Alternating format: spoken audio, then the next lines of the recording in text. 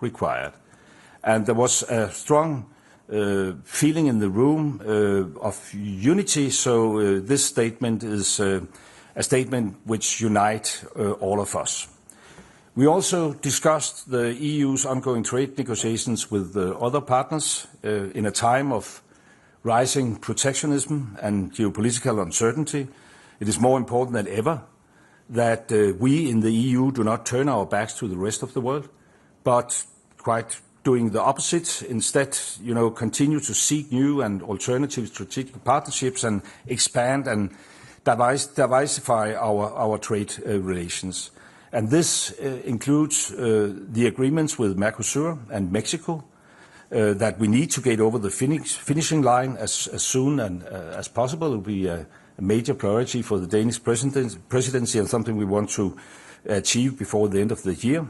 We also welcome the political agreement reached yesterday on a free trade agreement with Indonesia. And we have many more trade agreements in the pipeline, in Asia, among the Gulf countries and elsewhere. At today's meeting, ministers underlined the importance of accelerating the ongoing bilateral trade negotiations, where there are right now, unfortunately, question marks over the 13% of world trade, including the US. We must make even greater efforts to grow the 87% of trade with the rest of the world. And then finally, we also discussed China and our trade relations. In many, many ways, China remains an economic competitor and a systemic rival. But China is also a partner with whom we need to maintain and possibly even increase our cooperation. I look very much forward to welcoming trade ministers and the Commission to an informal meeting in Denmark in October. Well, we have to see whether we can postpone next meeting until October, but we plan for an informal meeting in October. But until then, I am assured that you, Maros, and your great team will continue your hard work promoting and protecting European trade investments. And as a presidency, we, of course, stand ready to convene the Council whenever needed. Thank you. Thank you, Minister. Commissioner, please.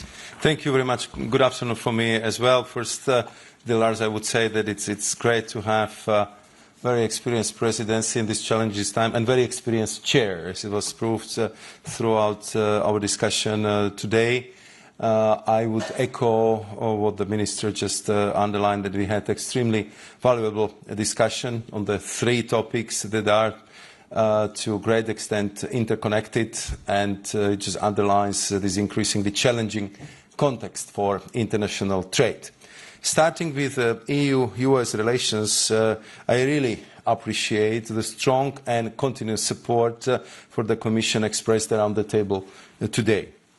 From day one, the EU has approached the talks with the United States in a good faith, constructively, and with the full intensity throughout. And I discussed with the ministers the next steps for the upcoming weeks, up to the new deadline of August 1st and beyond, and I see the need to focus on four areas. First, negotiations.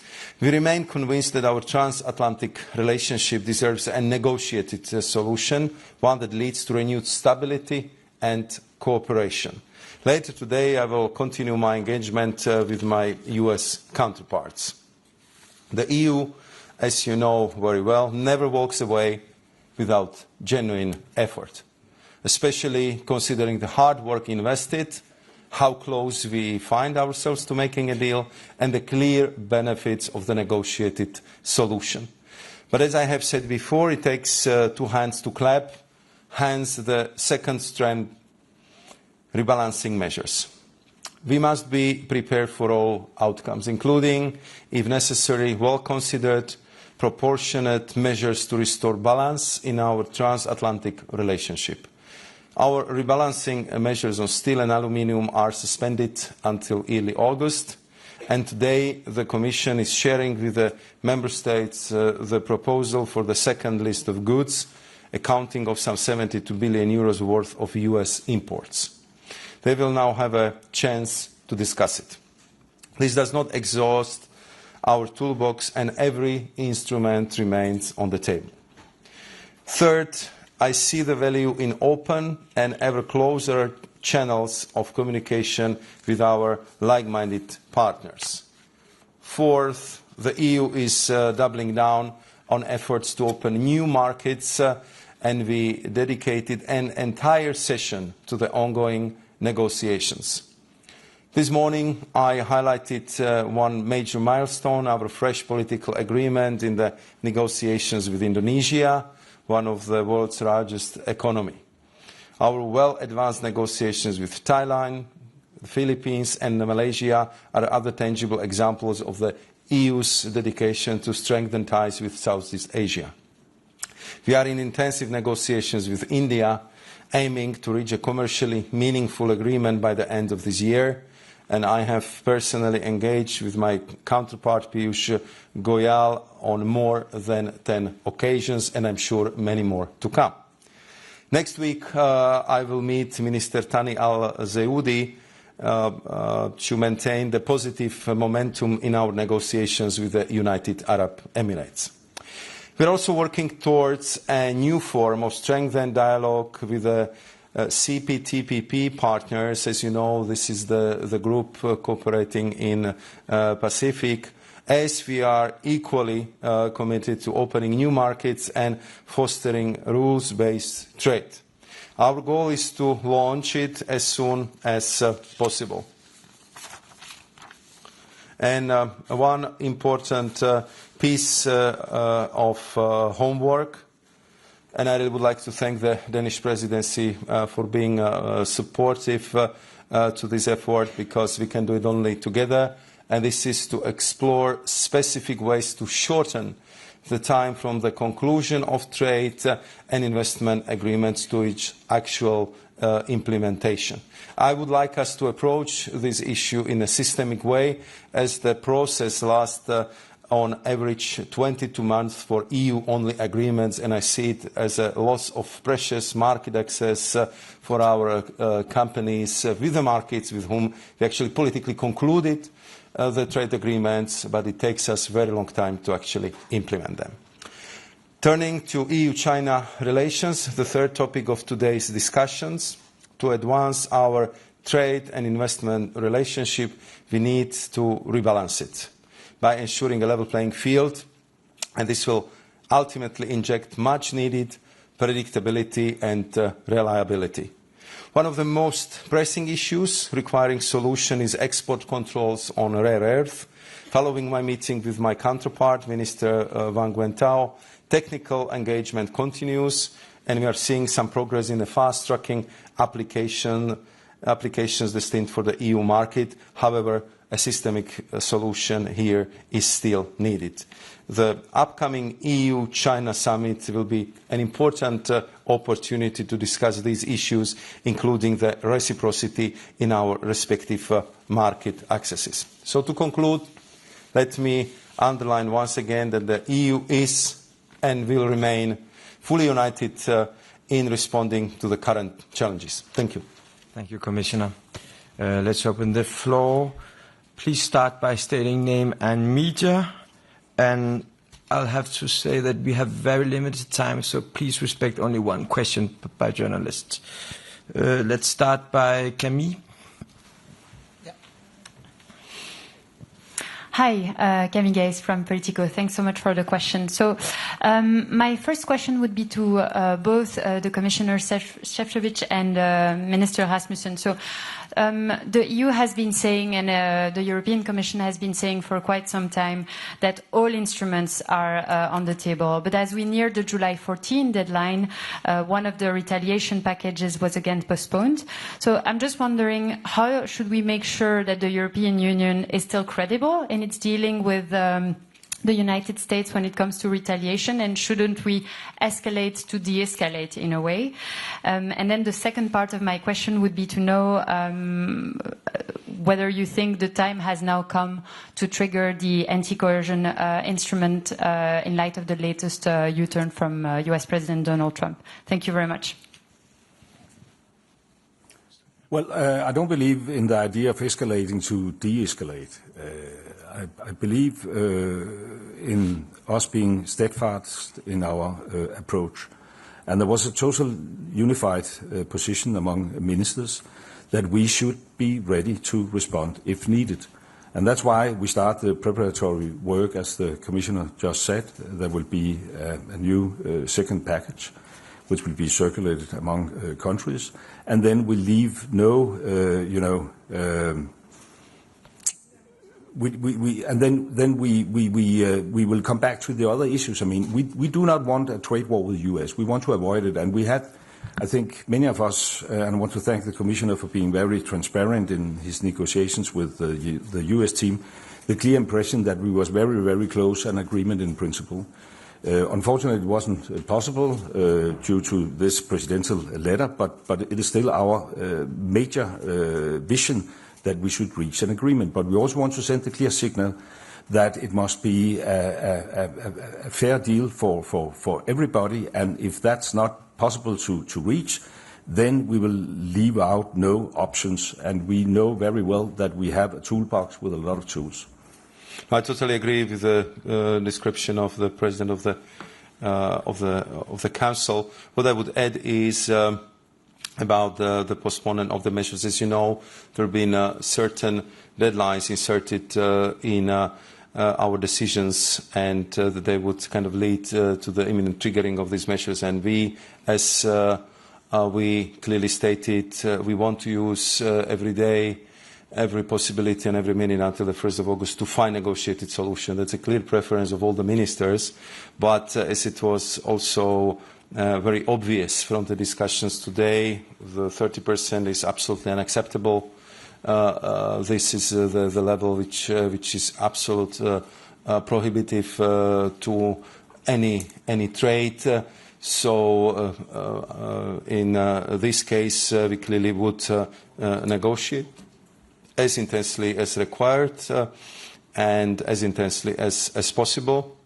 And of course, we'll try to deliver the results by the 1st of August. But if this would not be possible, it was also very clear today, and I have to say that comparing to the previous discussions we had with the ministers, now it came very clear across the table. So if this is a situation, we have to protect the jobs, we have to protect the businesses, we have to protect EU economy, and we need to go for these rebalancing measures. That message was strongest I've witnessed since we started the discussion with the US, and therefore we'll negotiate first, but we'll prepare at the same time. And of course, as I said, concerning also anti-coercion instrument, everything is on the table, but we'll take it step by step and one thing after another. Go for Financial Times. Andrew, please. Thanks. Yeah, Andy Bounds from the Financial Times. Just on there's talk about this communication, greater communication with trading partners. Can you elaborate, both of you, please, on what that actually means? I mean, is this talking about joint response, joint retaliation, or just some kind of group therapy? Thanks. I think we are not in the need of that one, but I think we are already by now quite battle hardened by the tough negotiations, and you've been following us through several of them, so you know that it's true. But of course, it's very good to compare the notes. As you see right now, all the major trading partners of US got the letter, all of them, and got the letter between 25 to 35%. So it's only natural that first and foremost we want to compare the notes. Secondly, we also want to discuss how this is affecting the economy, the trading partners, and of course we are very obviously also discussing what we can do to trade more with each other. That was a very clear message from the trade ministers today. Work as hard as possible on new market access, use the existing free trading agreements which are there, and we happen to have the free trade agreements now with all of these major trading partners, and we intend to use them to the maximum. Could I just add that until now our American friends have achieved one deal and 23 threats, so it makes a lot of sense that those of us who are threatened compare notes, as the Commissioner said. And I think we shouldn't underestimate our power. If you look at the figures, I mean, what we have on FTAs on the table substitute a lot in comparison with trade with US. The single market, if we enhance the single market, I think the figures are very well known. If we increase trade among ourselves by 2.5%, it will substitute a decrease in US by 20%.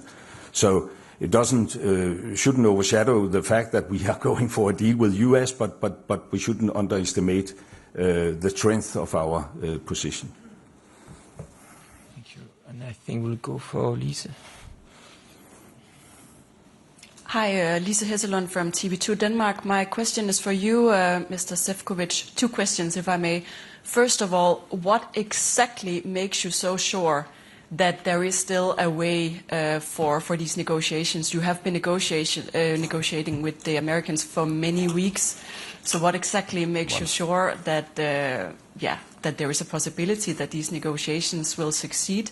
And also, would you consider in the Commission to take these negotiations to the highest level? Would it make sense to have direct negotiations between Ursula von der Leyen and between Donald Trump? And if so, would you also try and pressure a way forward for that to happen? Thanks. I think to answer your first question, of course, the last week, as you can imagine, we had very intense and frequent contacts with my counterparts, both Secretary of Commerce, Mr. Latnik, and Ambassador Greer, the U.S. trade representatives, because my impression really was that if it comes to agreement in principle, we're actually very, very close. And what we've been working on is to find the mutually acceptable solutions on the so-called 232 sectors. Then I appreciated that a bit very shortly before, but we got the heads up on the letter, which we will be getting. And at the same time, we discussed that, of course, I have to kind of come back to my institutions, to my president, and then that I will have actually on Monday morning, which has happened, the session with all trade ministers. So it would be good to compare the notes tonight. And this is what we are going to do, to confer again with my partners in US, what is the discussion in US administration, in the White House, and I will share with them our impression and our assessment after this week. And then, of course, we would further explore the possibilities to achieve the negotiated solutions. I mean, my impression was that that was something worth working for, because otherwise you wouldn't spend like 3 months on drafting the agreement in principles and going through 1,700 tariff lines, discussing all details from agriculture to the spare parts for the cars, if this should just end it by one, even though very, very important letter. So I believe that there is still a potential to continue the negotiations, even though, of course, this letter triggered very strong waves in Europe, and I will be very open about that. Concerning the discussion on the highest level, President of the European Commission, Ursula von der Leyen, had several contacts, personal contacts on her level with the President of the United States, Donald Trump. She had several phone calls with him as well. And of course, we are talking not only to my counterparts, but also to the White House officials, so the negotiations are going on all levels. I have to say our minister will have to chair the EU Central America Association Council in a few moments. We have time for one last question, but please be brief. Bloomberg. Thank you very much. Jorge Valero with Bloomberg. It's a question for both of us. One question. The letter sent by Trump is interpreted as a negotiation tactic to add additional pressure to the EU, and there were several points that were still open before reaching this agreement in principle. So my question is whether the EU is ready to drop these demands on these issues, there were car tariffs, agri-tariffs, and other issues, ready to drop these demands in order to avoid this 30% tariff, or this will be considered as an unbalanced deal, and therefore you will keep pushing regardless of what could be the outcome of it? I think I will start. As I said, we've been quite close in agreeing the text on the agreement in principles, but there have been clearly the areas where we had quite big gap between our two positions. So I will not go into the detail on these gaps because I prefer to negotiate directly with my partners, which I will do this evening. And for us, what is absolutely clear is that if you want to land it, and I was very open with my US counterparts, it has to be the agreement which would have the support of our member states, of the European Parliament, and it has to be the agreement which would be acceptable to us. So this would be something on what we would be working for. Well, just very brief and not much to add. I think it makes absolutely sense not to negotiate in this open room with our American counterparts. What is important as a takeaway from today's meeting is that the ministers had a very, very clear position. I think when I entered this meeting, and I apologize for the rhetoric, I said if you want peace, you have to prepare for war. It's not that we want a war, but we need to prepare in order to give our commissioner the strongest possible negotiation position. And I think we managed to achieve that today. Thank you. This concludes the press conference. Thank you so much. So I will see you.